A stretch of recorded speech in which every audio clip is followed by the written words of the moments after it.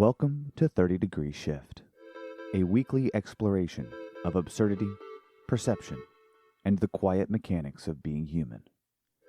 I'm William T. Torgerson, and today's essay is called Missing the Garden for the Peas.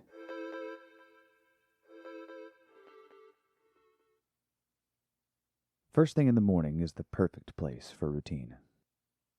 I put on pants, a critical step. Then I ignore how badly I need to pee and make my coffee in a moka pot. As the pressure in my bladder grows, I fill the dog bowls.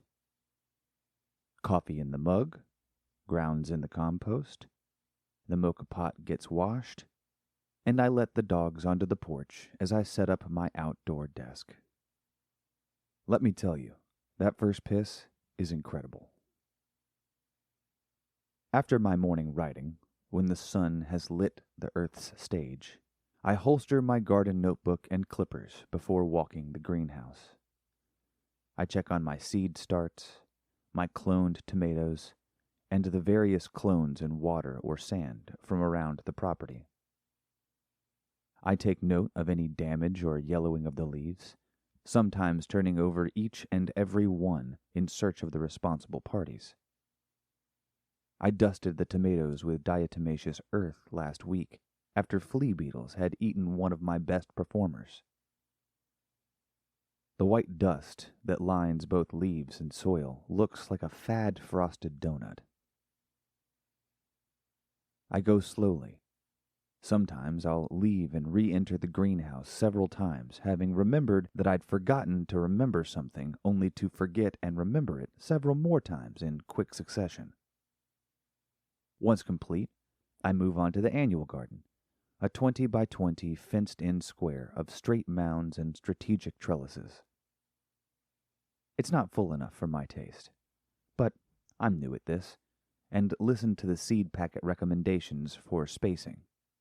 Lessons learned. I walk through the path inspecting the new growth. I bend down next to each plant, touch the leaves, lean my head at different angles, count bean pods, and prune yellow leaves. I take out my notebook and write, lots of male flowers, still no female. I store the book and stand from my inspection of the straight-neck squash. The tender green beans are happy, as are the black-eyed peas. My brow furrows, noticing the dark green pods for the first time. How had I missed them? I cock my head. I guess I had never seen black-eyed pea pods before. They're long, almost unnaturally so, like boneless alien fingers. I wish I hadn't thought that. I chuckle, then inspect each small plant, noting which are prolific or problematic. Not each seed that pops becomes a papa. I prune the pumpkin to keep it growing in a straight line. I don't have the space for a patch. I hope I don't regret this big old vine. The purple hull peas are growing strong. They finally have flowers. Judy loosed the eggplant from the trellis when she picked a ripe one. Now it's leaning over. I'll have to build a new trellis around it. The second one is fine. I wonder why so many of the flowers aren't pollinating, though. The python bean seeds all popped. Great. No Armenian cucumbers, though. I wonder if that's because of all the rain. Okra is growing slow. Maybe that's normal. I should Google it. The other squash is fine, but they don't have female flowers either. Weird. Now for the treat.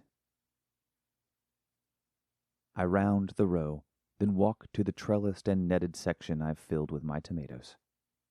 They're producing, and I get to harvest. But still, duty comes first. I trace each branch and node. Ha! Gotcha!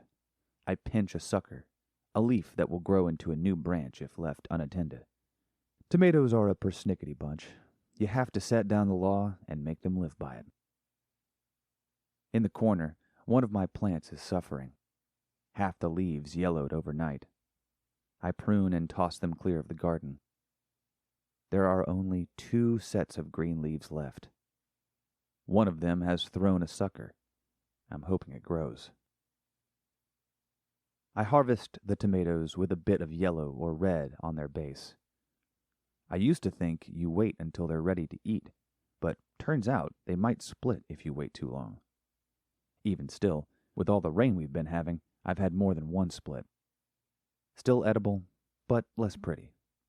Aesthetics is important. I turn, dropping one of the yellow globes from my hand. When I rise from picking it up, I catch a glimpse of the whole garden. It sends a shock down my system, like being sprayed with a cold hose. It's beautiful.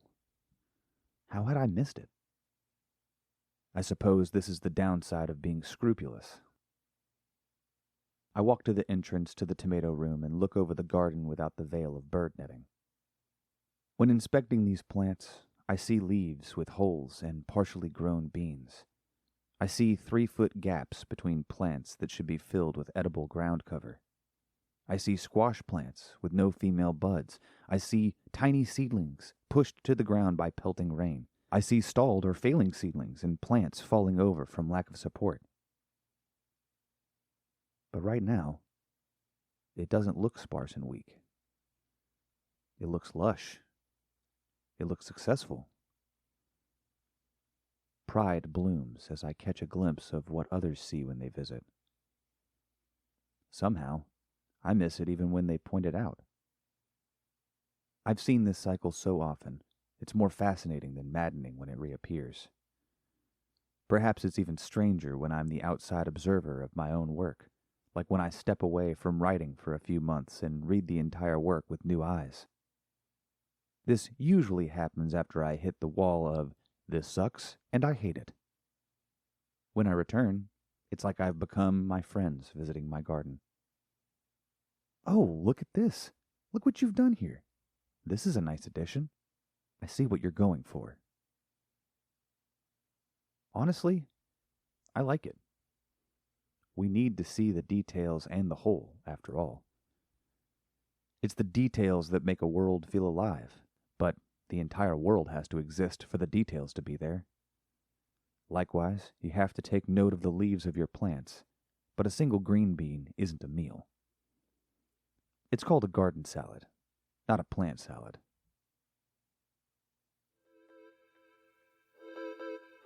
Thanks for listening to 30 Degree Shift. Join me for weekly releases every Wednesday at 11:11 a.m. at 30degreeshift.com or subscribe on Substack or your favorite podcast app.